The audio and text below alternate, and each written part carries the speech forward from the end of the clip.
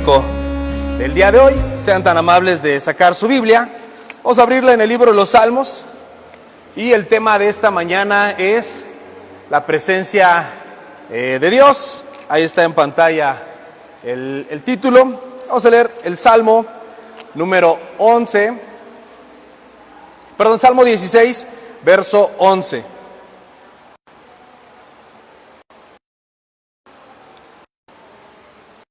Ve al carro y tráeme mi Biblia y el cuadernito amarillo. Corre.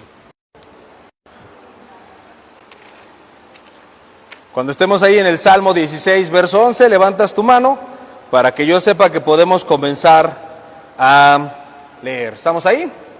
Perfecto, vamos a ver qué dice el Salmo 16, verso 11, y dice así: Me mostrarás la senda de la vida, en tu presencia hay plenitud de gozo, delicias a tu diestra para siempre. Y decimos, amén.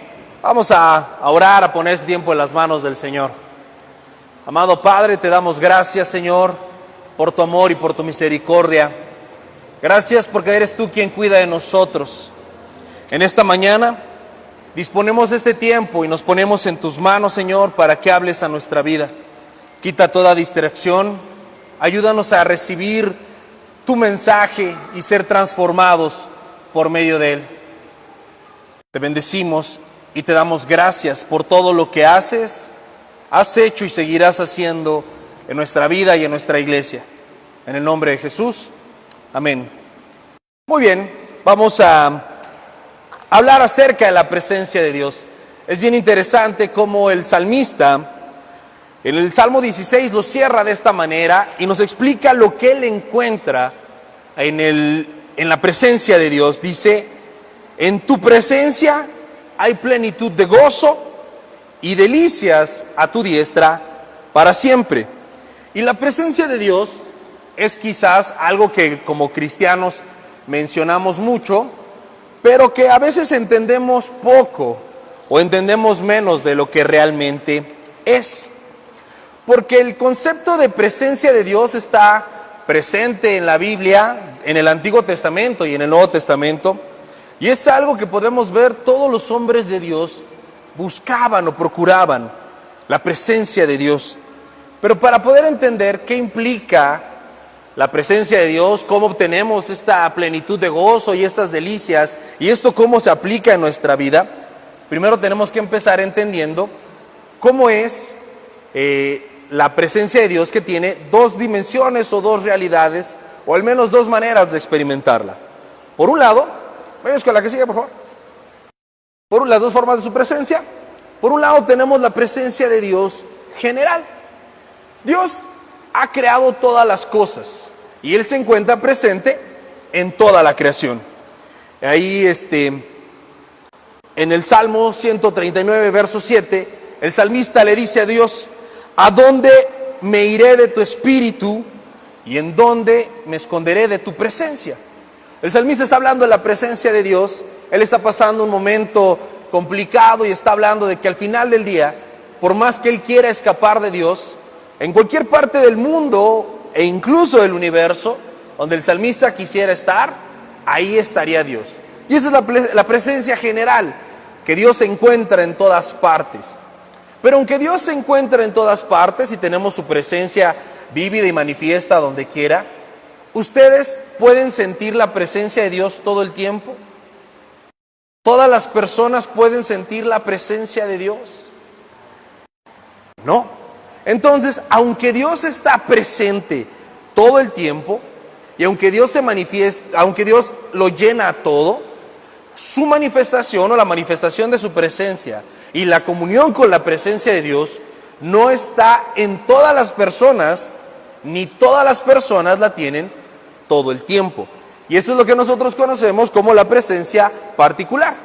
Y la presencia particular lo podemos ver, por ejemplo, en Éxodo 33, 14, cuando Dios está guiando a Moisés a sacar al pueblo de Israel del desierto para introducirlo a la tierra prometida, y le dice: mi presencia irá contigo. Si solamente existiera la presencia general, no tendría sentido que Dios le hubiera dicho a Moisés, mi presencia irá contigo. Si Dios está en todas partes, hubiera sido una frase que estuviera de más. Pero si bien es cierto, Dios sí está en todas partes, pero Él no se manifiesta de la misma manera en todas partes. Entonces aquí podemos ver que hay una mayor profundidad en la presencia de Dios particular. Cuando Dios toma a una persona para darse a conocer, para revelarse a esta persona de manera individual, de forma particular. Moisés tenía que guiar al pueblo de Israel fuera del desierto para introducirlo a la tierra prometida. El pueblo de Israel ya había pecado mucho, ya se había equivocado bastante, y Moisés tenía miedo de que Dios lo desechara. Y Dios le da esta promesa: mi presencia irá contigo. Y yo creo que es una promesa que todos nos gustaría que hoy Dios nos dijera: no te preocupes, en esa parte pones tu nombre, mi presencia irá contigo donde quiera que tú vayas. ¿Cuántos dirían amén a eso? Y si pensamos que el salmista dice que en la presencia de Dios, en esta presencia particular, hay plenitud y hay abundancia, hay plenitud de gozo y delicias a su diestra, todo lo mejor de la vida, ¿en dónde lo encontramos? En la presencia de Dios. Si Dios nos prometiera hoy que su presencia nos va a acompañar todos los días, lo que nos estaría prometiendo Dios es que todo lo mejor de la vida nos va a acompañar todo el tiempo. ¿Y cuántos de ustedes pueden decir: wow, creo que la presencia de Dios me está acompañando? ¿Cuántos dicen: ay, qué padre que me acompañara? Bueno, Dios es omnipresente, es una de sus características, uno de sus principales atributos. Un atributo no comunicable de Dios es su omnipresencia. Él está todo el tiempo, en todo lugar. Pero ¿cómo le hace Dios para estar todo el tiempo, en todo lugar?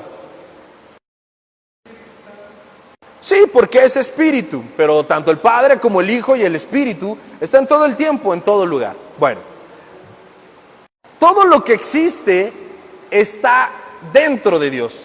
Dios es todo, Él es el principio, es el fin, es el alfa, el omega, Él lo es todo. Y cuando Dios creó el universo, no había otro lugar donde ponerlo, excepto dentro de Él. Por eso Dios está en todas partes. A eso lo conocemos como inmanencia. ¿Cómo lo conocemos? Inmanencia, que está llenándolo todo. Pero Dios no solo es inmanente, Dios no solo está presente en todo, sino que Dios es trascendente. Lo trascendente es lo que está por encima de Él. Aunque Dios llena toda la creación, Dios va más allá de la creación. El universo tiene un fin. Y después de ese fin, ¿qué se encuentra? Dios. Donde termina el universo, sigue Dios. ¿Y Dios tiene un fin? No. Entonces la presencia de Dios es algo tan grande que ni siquiera alcanzamos a entenderlo. Dios es más grande que todo el universo, llena todo el universo y va más allá del universo.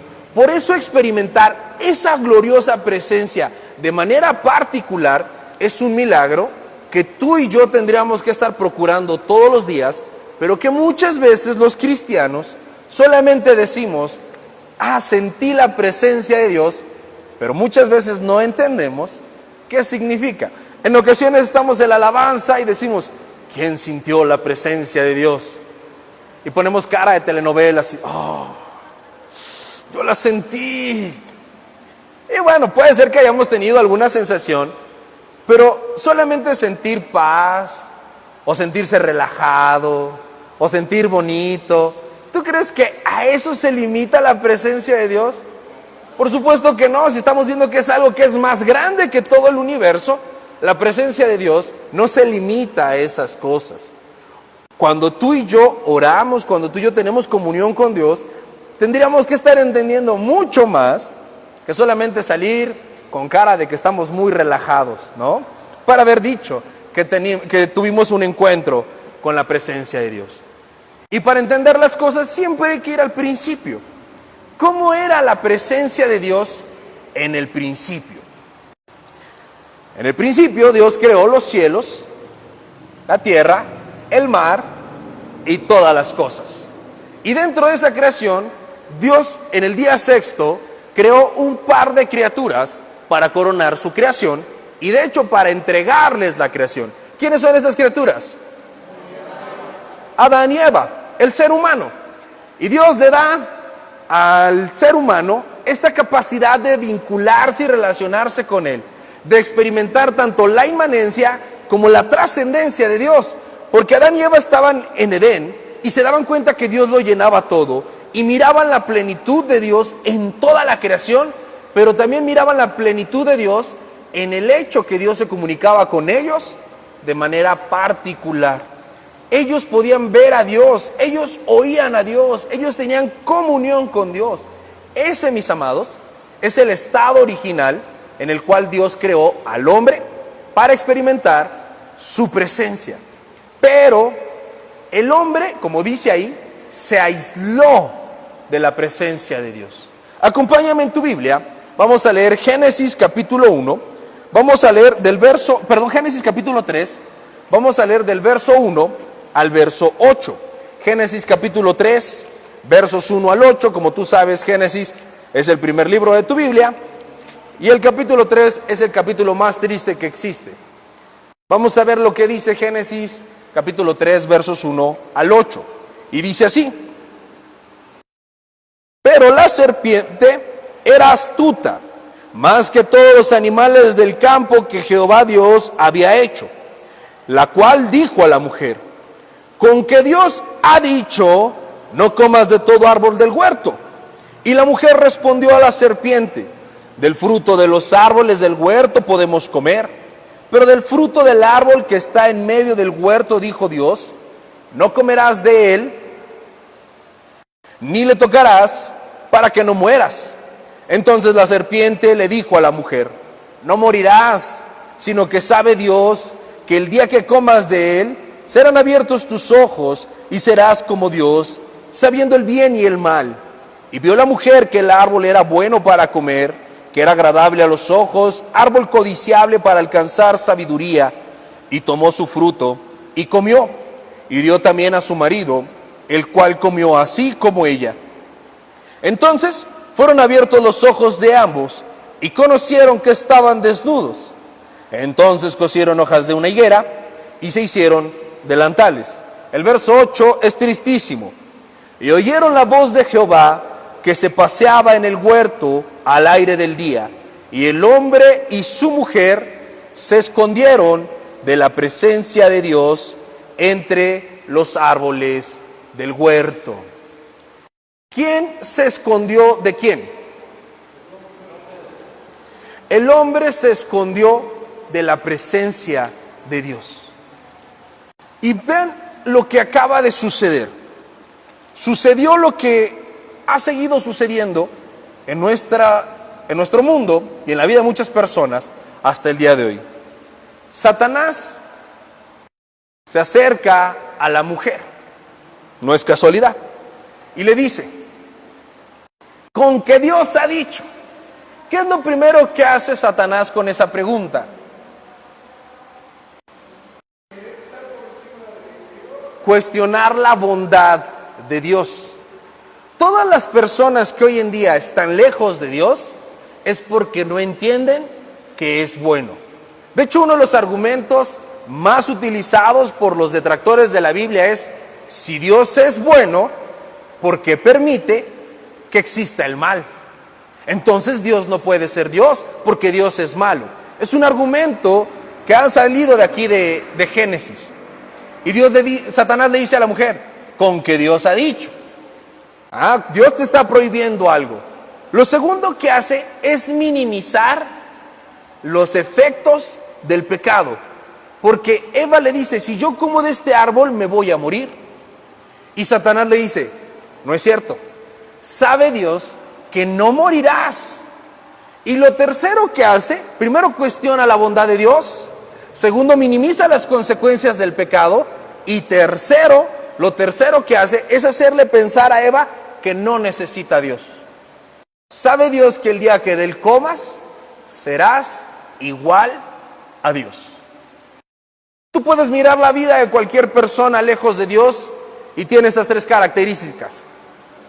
duda la bondad de Dios, minimiza las consecuencias del pecado y siente que no necesita a Dios.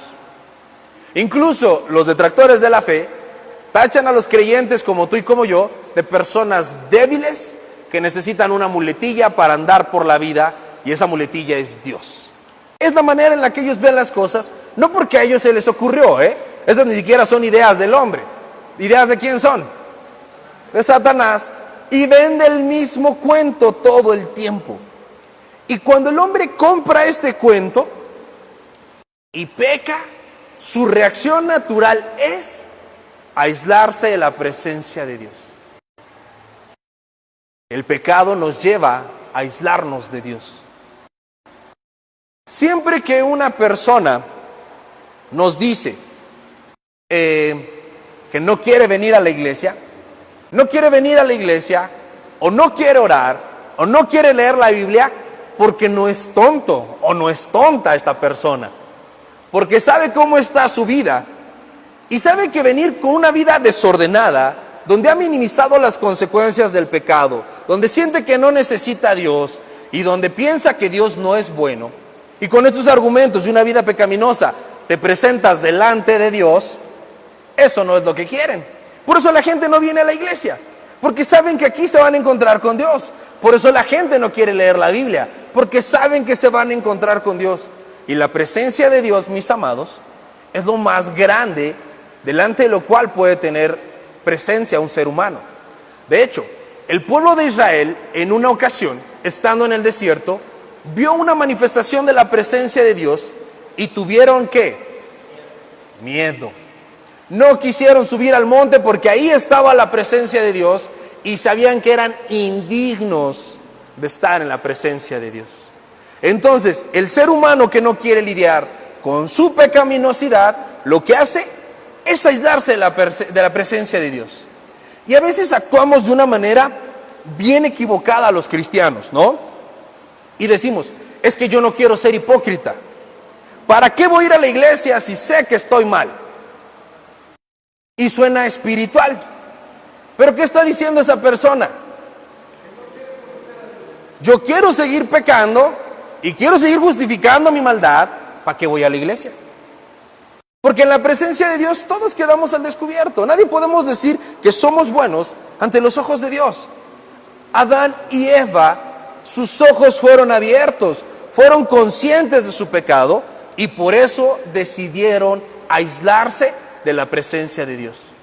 Cuando una persona deja de venir a la iglesia, cuando una persona deja de orar, cuando una persona deja de leer la Biblia, que son los puntos por los cuales podemos encontrarnos con Dios, es la evidencia de que tiene un corazón apartado de Dios. Hace rato está pecando, hace rato que vive una vida desordenada y no piensa ordenarla. Quiere seguir como está. Por eso es fácil pintarnos de personas ocupadas o de personas que queremos hacer lo correcto y somos tan correctos que no vamos a ir a la iglesia. Somos tan correctos que ya no vamos a orar. Eso es engañarnos a nosotros mismos. Adán y Eva estaban escondidos con hojas de higuera. ¿Qué tanta desnudez tapaban las hojas de la higuera? No sé si ustedes conozcan una higuera. Yo cuando era pequeño, en casa de mi abuela, la mamá de mi mamá, tenía higueras. Y las hojas de las higueras son grandes, a comparación de las hojas de otros árboles. Pero no miden más de 15 centímetros. Una higuera tendrá una dimensión aproximada así. Ellos cosieron hojas de higueras. ¿Cuántas hojas tuvieron que haber cosido para tapar su desnudez? Y por más que la higuera tratara de taparlos, se veía su desnudez. Tan se veía que se escondieron entre los arbustos. No les alcanzaron las hojas, pues nos tapamos con un árbol completo, ¿no? ¿Dios sabía cómo estaban ellos? Sí, pero ahora ellos habían puesto distancia entre ellos y Dios. Dios sabía en dónde estaban, Dios los veía, pero ellos ya no veían a Dios. Ellos ya no querían estar con Dios. Y a partir de este punto la humanidad empieza a sufrir todas las calamidades habidas y por haber. Y Dios hace una distinción entre a quién le concede y a quien no le concede el privilegio de tener comunión con Él. En otras palabras, a quien le regala y a quien no le regala su presencia. Después de que Adán y Eva salen del huerto del Edén, ¿quién recuerda qué fue lo que hizo Dios para vestirlos? Porque las hojas de la higuera no estaban a la moda. ¿Qué hizo Dios? Los vistió con pieles de animales, animales que tuvo que sacrificar Dios en lugar de Adán y Eva, porque la paga del pecado era la muerte, y es el primer ejercicio de expiación, y los viste. Entonces Adán y Eva tienen dos hijos, de nombres Caín y Abel. Uno era más malo que la carne de puerco, y otro buscaba a Dios. ¿Quién buscaba a Dios? Abel. Y Caín era una persona con un corazón malo. Pero piensa, Adán y Eva han salido de Edén, y por el sacrificio que hace Dios, les extiende su misericordia y le concede a esta familia tener comunión con Él. ¿Cómo sabemos que la familia de Adán y Eva tenía comunión con Dios?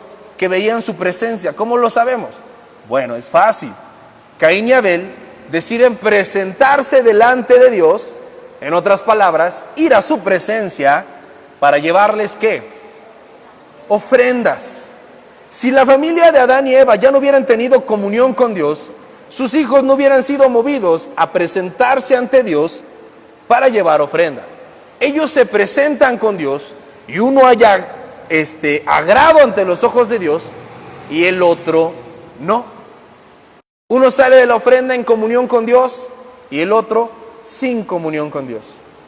Y entonces Abel, siendo quien agradó a Dios, es invitado por su hermano Caín a dar un paseo. Le dice: hermano, salgamos al campo. Y salen juntos. Yo no sé tú, pero a mí si algún hermano me invita a la tienda, no sospecho que me va a matar, ¿no? Yo voy con él. Pues eso hace Abel, acompaña a su hermano, y Caín le dice: mira para allá. Y cuando voltea, lo mata. Y lo deja muerto en el campo. No lo sepulta, lo deja ahí, tirado, y se va. Y la presencia particular de Dios visita por última vez a Caín. Y le hace una pregunta: Caín, ¿dónde está tu hermano? ¿Y cuál es la respuesta de Caín? ¿Soy acaso la niñera de mi hermano para saber dónde está? Caín acaba de matarlo. Dios le pregunta por él y Caín ignora que Dios lo ve todo y lo sabe todo y le miente a Dios diciéndole: ¿soy yo la niñera de mi hermano para saber en dónde está? Él sabía dónde lo dejó tirado. Y Dios le dice: la sangre de tu hermano clama justicia a mí. Y Dios maldice a Caín y lo echa fuera de su presencia. Es el primer ser humano al que Dios decide quitarle su presencia. Y Caín vive fuera de la presencia de Dios. Y a partir de ahí, un montón de seres humanos viven deliberadamente fuera de la presencia de Dios. Toda la descendencia de Caín. Pero Dios le da otro hijo a Adán y a Eva, Set. Y con él se levanta una descendencia de personas que tienen comunión con Dios. Avanza la historia hasta que Dios tiene al pueblo de Israel y quiere tener una relación profunda con este pueblo. Y Dios se propone reconciliar a su pueblo con él y les pide que hagan un objeto en el cual se va a manifestar la presencia de Dios y desde ahí Dios hablará con su pueblo. Y es este objeto que tenemos aquí en pantalla, que es el arca del pacto. Hay una con la que sigue. Y el arca del pacto no es más que un simbolismo de nuestro Señor Jesucristo. Porque el arca del pacto era este lugar en la presencia de Dios que estaba en el primero del tabernáculo y luego en el templo, el lugar más santo y sagrado donde la presencia de Dios era visible. Y el pueblo de Israel estaba esperando que se manifestara, porque desde ahí se le daba dirección al pueblo. Dios hablaba con su pueblo, Dios perdonaba los pecados de su pueblo y Dios se manifestaba en su pueblo cuando la presencia de Dios estaba en el arca del pacto. Es lo mismo que hizo Jesús. La presencia de Dios se manifestó en Cristo porque en él habitó la plenitud de la deidad y se hizo hombre y habitó entre nosotros. Por medio de él tenemos perdón de pecados y él es el verbo que nos ha dado el mensaje de Dios. La comunión con Dios ya no la hacemos por medio de simbolismos como en el Antiguo Testamento. Ahora la hacemos por medio de Jesucristo. Es Él el que nos da la comunión con Dios. El pueblo de Israel anhelaba que la presencia de Dios se manifestara y lo hacía de cuando en cuando en este objeto. Hoy en día, la presencia de Dios está disponible para ti y para mí todo el tiempo en la persona de Jesús. Dios estableció el medio para reconciliarnos con Él, pero es nuestra responsabilidad tener comunión con Dios. Si tú y yo no estamos buscando la presencia de Dios, no la vamos a disfrutar. Dios no llega y le mete su presencia a fuerza a alguien. Esa es nuestra responsabilidad. Él ya hizo todo, puso los medios para conocerle. Pero el mundo que no conoce a Dios está alejado y ha decidido aislarse de la presencia de Dios. Ya lo vimos, porque piensa que no necesita a Dios, porque duda que sea bueno y minimiza las consecuencias del pecado. Y cualquier pecador empedernido que tú conozcas tiene estas tres características. Pero ¿y qué hay de nosotros? Voltéense a ver entre ustedes con cara de sospechosismo. ¿Estos tendrán o no tendrán comunión con Dios? ¿Estás en su presencia? No. Un cristiano puede negarse a estar en la presencia de Dios. Levante su mano quien dice no. Levante su mano quien dice sí, ese soy yo.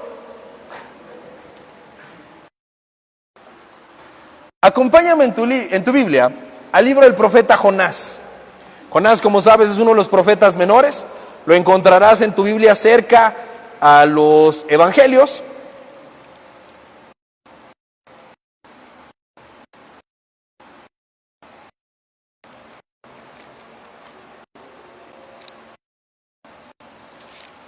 Y vamos a leer de Jonás el capítulo 1.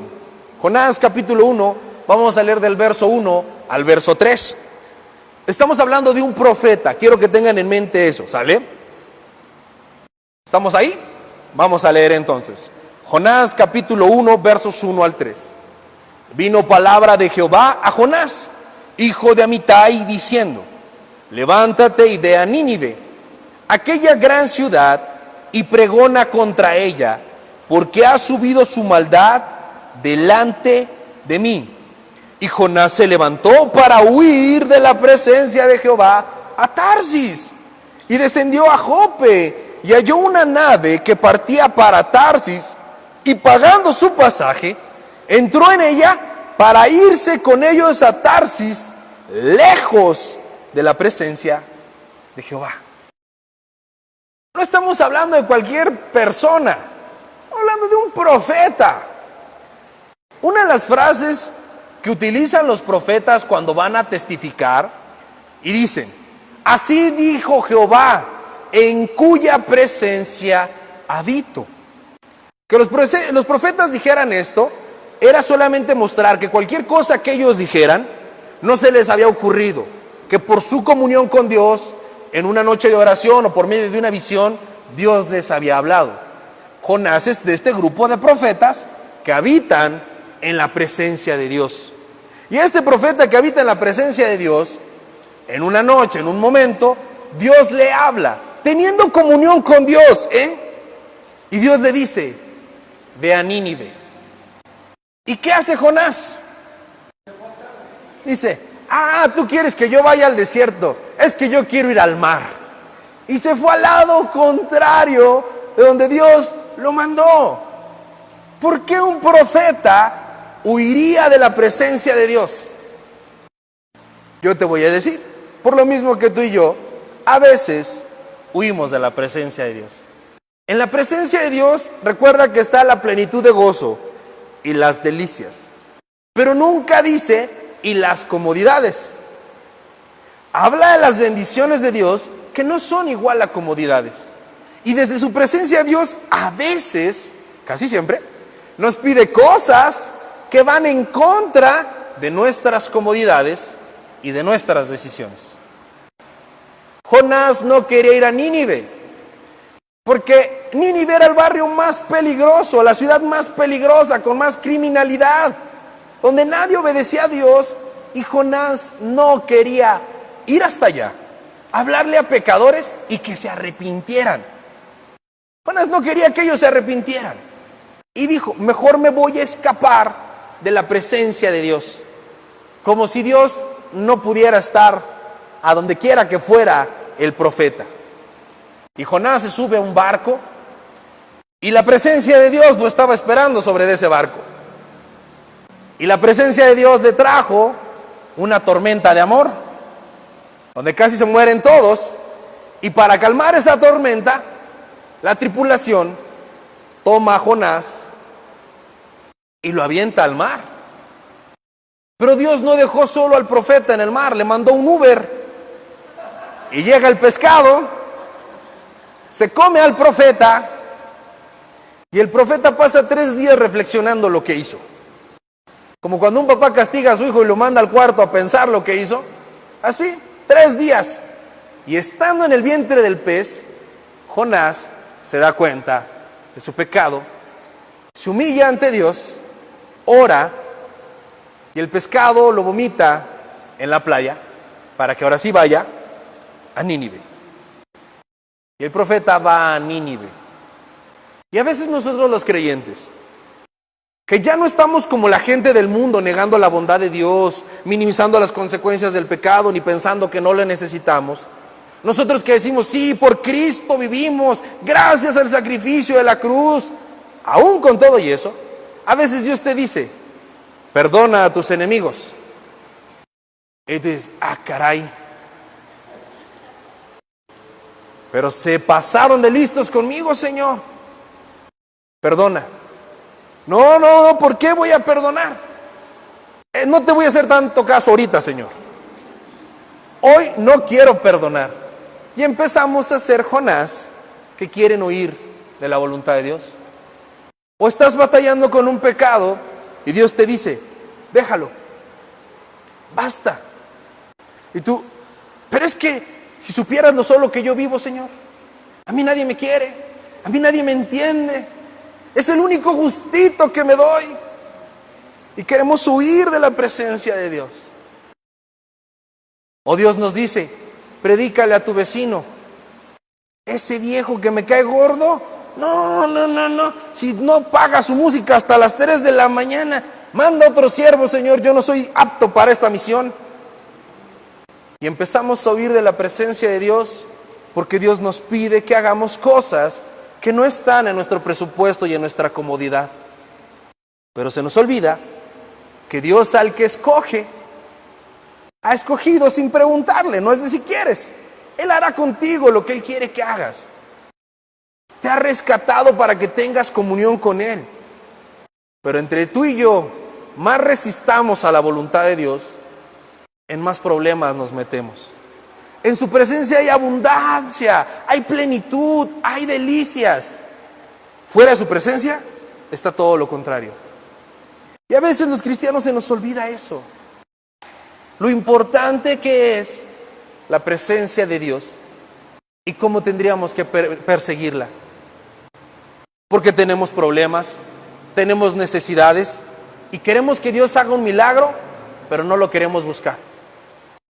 No queremos orar, no queremos ayunar, no queremos estudiar la palabra, no queremos involucrarnos en el servicio, no queremos venir a la iglesia. No, es que el pastor anda muy desquacerado. Pone reuniones los miércoles, los domingos, los viernes, los sábados. No ha de tener nada que hacer. Yo soy una persona muy trabajadora y muy ocupada que no puede andar en todos los eventos. Como si tú le hicieras un favor a Dios, cuando el que te hace el favor es Él. Y Dios pone los medios de gracia y los momentos y los lugares para que tengas comunión con Él, y tú los minimizas y los desprecias y haces todo lo contrario. Tengo muchísimo trabajo. Yo no creo que por mucho trabajo que tengas, después de llegar a tu casa cansado de tanto trabajar, puedas decir, qué bien me siento, casi como si hubiera orado. No. Jesús en una ocasión llegó a casa de Marta y María. Y estaba Marta la responsable, Marta la trabajadora, Marta la casa limpia, ¿no? Y Marta, la responsable trabajadora, casa limpia, empezó a atender 1000 cosas en su casa. Iba Jesús a visitarla, pero ella estaba más ocupada de que la comida supiera rico y la casa estuviera limpia que de atender la visita, porque llegó Jesús y Marta, ¿dónde andaba? Corriendo, afanada. Y María, la sabia, no la floja, la sabia, no se afanó y se sentó a los pies de Jesús a escuchar lo que él tenía que decir. Marta se perdió el mensaje. Marta no escuchó a Jesús. Marta estaba en la reunión pensando que ya va a ser quincena, ya hay tantas cosas que pagar. Y Marta estaba pensando, me chilla la tripa y ¿qué voy a comer cuando salga? Y se perdió el mensaje. Pero María estaba a los pies de Jesús escuchándola. Y Jesús está hablando con María porque está teniendo comunión con quien lo busca.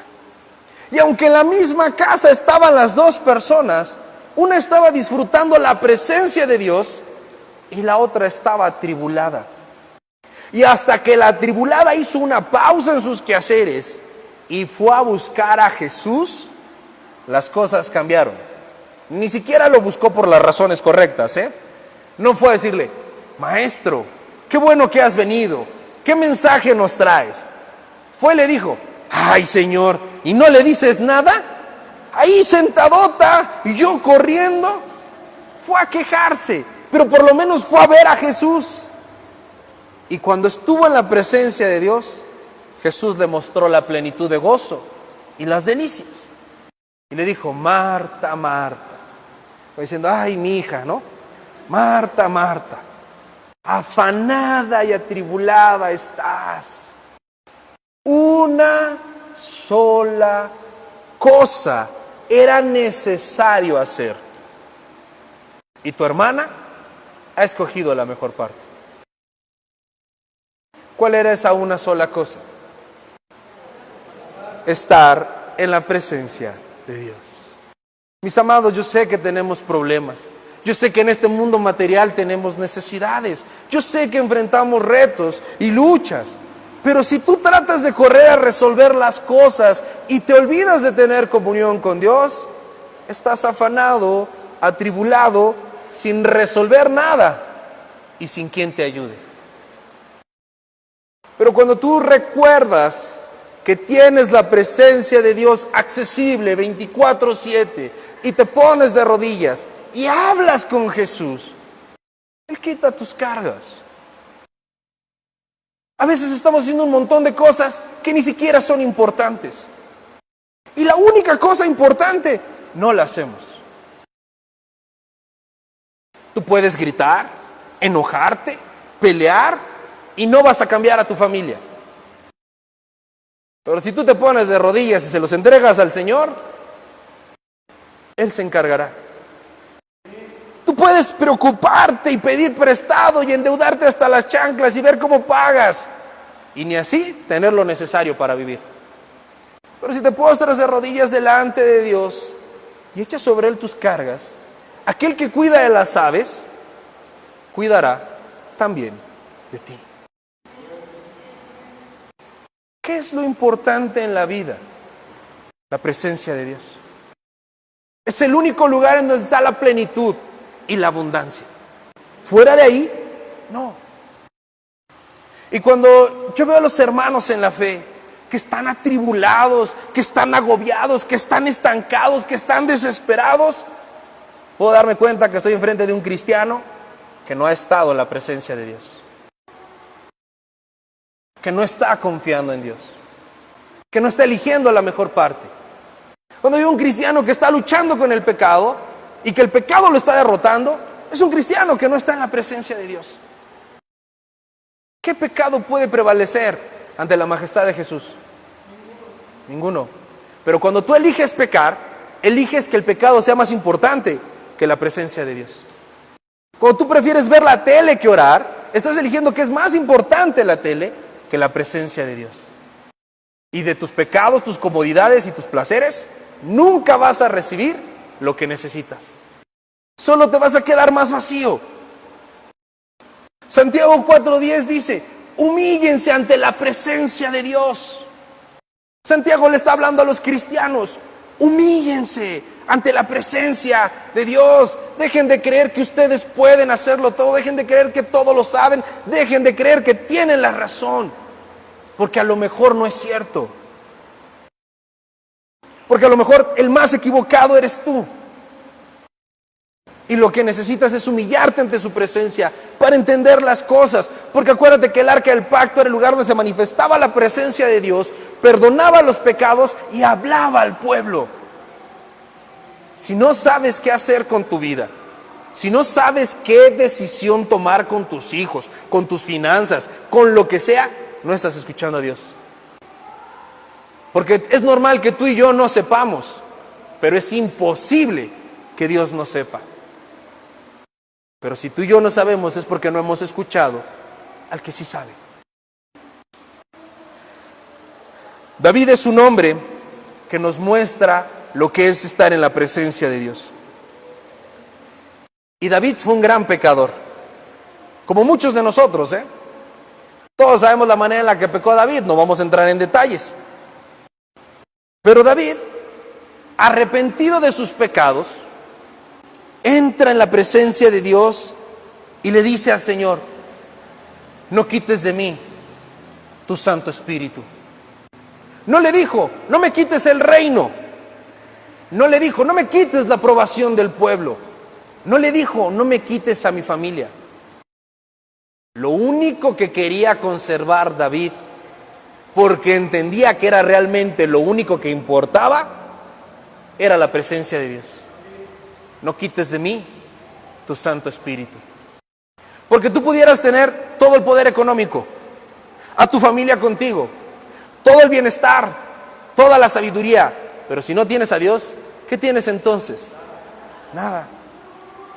Pero si tú tienes a Dios y hay caos en todo lo demás, mientras tú tengas a Dios tienes la certeza de que todo lo demás se pondrá en su lugar y que todo obrará para bien. Porque para Dios nada es imposible. Por eso David le pide a Dios que no quite de él su Santo Espíritu. Porque David era un hombre instruido y hábil en la presencia de Dios.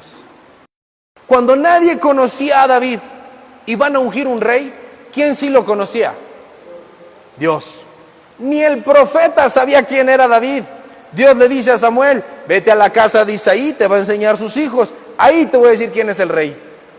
Y el primero, el mayor, alto, guapo y barbón. No, yo, el hijo de Isaí. Le dice, no, este no. A Samuel le parecía que era el indicado.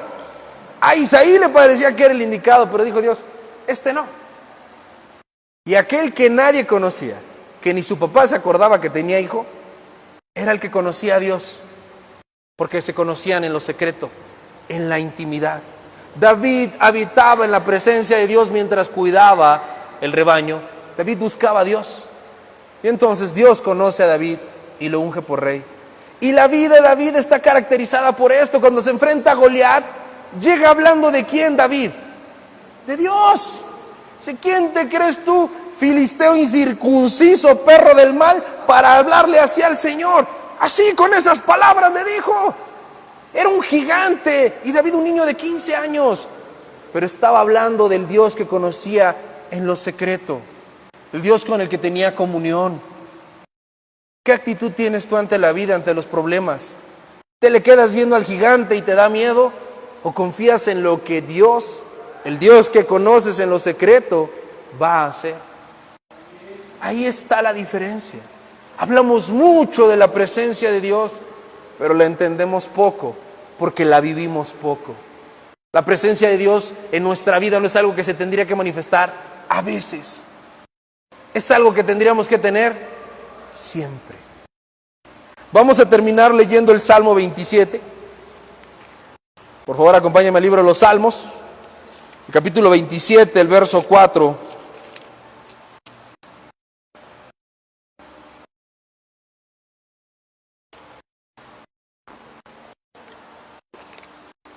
Y ve lo que dice David, el hombre que conocía a Dios en lo secreto, el hombre del cual Dios dijo tenía el corazón semejante al de él.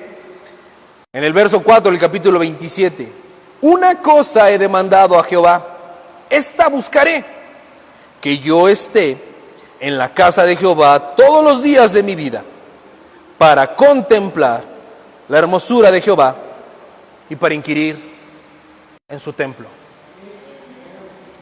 David redujo en estas palabras el propósito de la vida de cualquier ser humano. Una sola cosa he demandado a Jehová. Y esta, ¿qué dice? Buscaré. Es responsabilidad de nosotros buscar la presencia de Dios, la comunión con Dios. Una sola cosa. La una sola cosa de la que habló Jesús a Marta es la cosa de la que está hablando David. Hay una sola cosa en la que yo me quiero dedicar para siempre. Que yo esté en la casa de Jehová todos los días. ¿Para qué quería estar David en la casa de Jehová todos los días? Para contemplar la hermosura de Jehová. Buscamos a Dios no por lo que nos da, por quién es Él. Porque no hay nadie más maravilloso, hermoso, increíble y gratificante que Dios. En la presencia de Dios suceden las cosas imposibles. Nuestro Señor Jesucristo vino al mundo, pero no sanó a todos.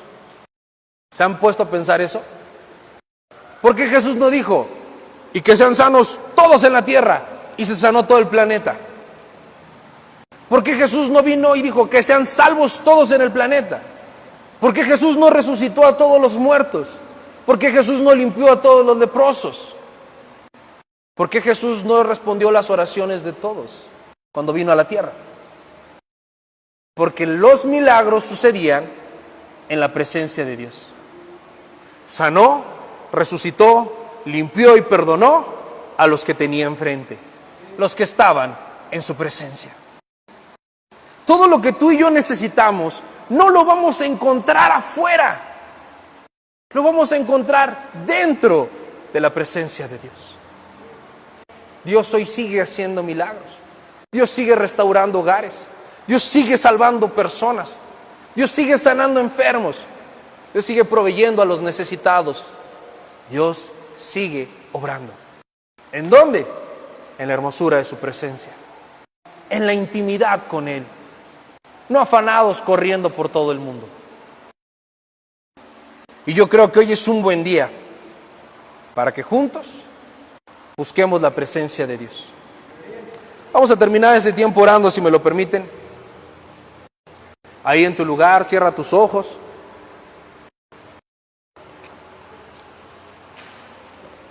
Y ojalá podamos decir, Jehová Dios en cuya presencia yo habito. Y aprovechemos que Él puso los medios y ha dado las formas y los recursos para que tú y yo lo conozcamos, que estemos en su presencia.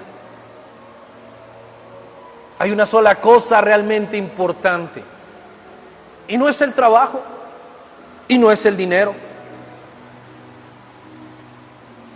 y no es la fama, ni la popularidad. Lo único valioso, importante, lo único realmente necesario es que tú te encuentres con la presencia de Dios. El diablo engaña al mundo, haciéndonos pensar que el pecado no es tan malo como parece, que Dios no es tan bueno como nos han dicho y no es tan necesario.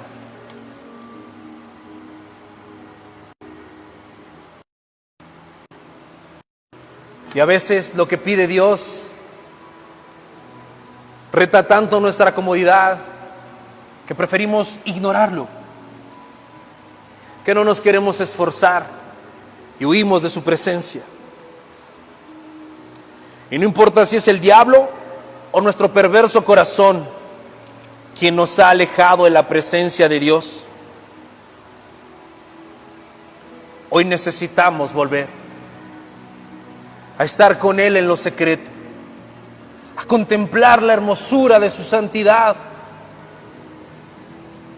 a recibir de Él perdón de pecados, restauración, consuelo, fortaleza, sanidad, provisión. Porque no tenemos un sumo sacerdote que no se compadezca de nosotros, sino uno que sabe bien lo que pasamos, uno que nos ama, que aún intercede por nosotros. Busquemos la presencia de Dios.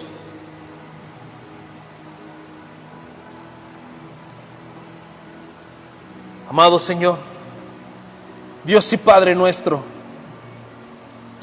hoy en esta mañana venimos delante de ti para humillarnos ante tu presencia, porque nosotros no somos nada, porque apartados de ti nada podemos hacer. Nos humillamos y reconocemos nuestras faltas, reconocemos que te hemos fallado, que nos llenamos de afanes, de miedos y de argumentos, y corremos de un lado a otro. Y por la carga del pecado, nos alejamos de ti. Perdónanos, Señor. Perdónanos, Padre, por no reconocer, por no entender lo necesario que es estar en tu presencia, escuchar tu voz, tener comunión contigo. Límpianos, Jesús, de nuestras maldades, perdona nuestros pecados y restáuranos. Restáuranos en la fe, en el gozo y en la paz que solo provienen de ti. Borra nuestras faltas y ayúdanos a estar en comunión contigo todo el tiempo, en los momentos de prueba y en los momentos de bendición. Ayúdanos, Señor, a tener comunión contigo. Tú conoces nuestras necesidades, las cosas que nos preocupan, las deudas, los compromisos económicos,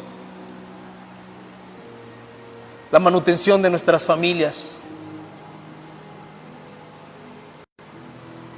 No dejes que un falso sentido de responsabilidad nos aparte de ti. Porque ¿de qué le vale al hombre ganarse el mundo si pierde su alma? El pan nuestro de cada día, dánoslo hoy, Señor. Suple nuestras necesidades y danos tu provisión. Sana nuestras heridas, Padre, nuestras tristezas, las ofensas que otros cometieron contra nosotros, y enséñanos a amar y a perdonar los pecados como tú perdonas los nuestros, amar al prójimo como tú lo amas, como nos amaste a nosotros. Danos dirección, Señor, en esas decisiones que nos agobian, que nos preocupan. Danos dirección y sabiduría con tu palabra y muéstranos el camino que debemos tomar. Perdónanos, Señor, por limitar el compromiso que tenemos contigo, y ayúdanos, Señor, a darte la gloria, a darte la honra, a vivir por ti y para ti, a llenarnos de tu presencia. Sana a los enfermos, restaura a los quebrantados. En tu presencia, Señor, hay plenitud de gozo y delicias a tu diestra. En tu presencia suceden los milagros. Abre las puertas de bendición. Libera a los cautivos. Perdona nuestros pecados y renueva nuestras fuerzas para servirte más, para servirte mejor. Concédenos la comunión íntima contigo. Poder decir que habitamos en tu presencia y que sea una realidad. Que nuestra familia esté llena de tu presencia. Que en nuestro hogar esté tu presencia. Que en nuestra iglesia esté tu presencia. Que te manifiestes y te demos gloria por quien tú eres.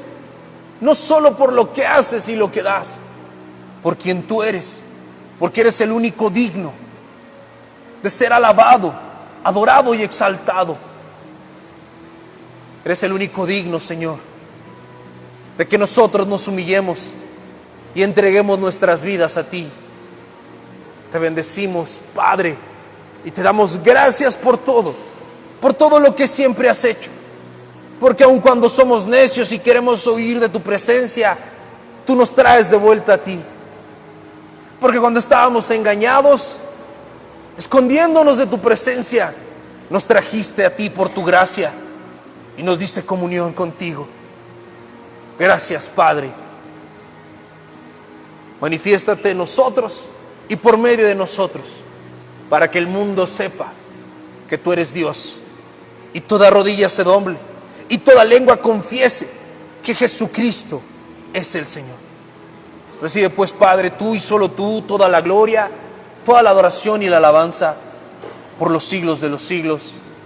Amén y amén.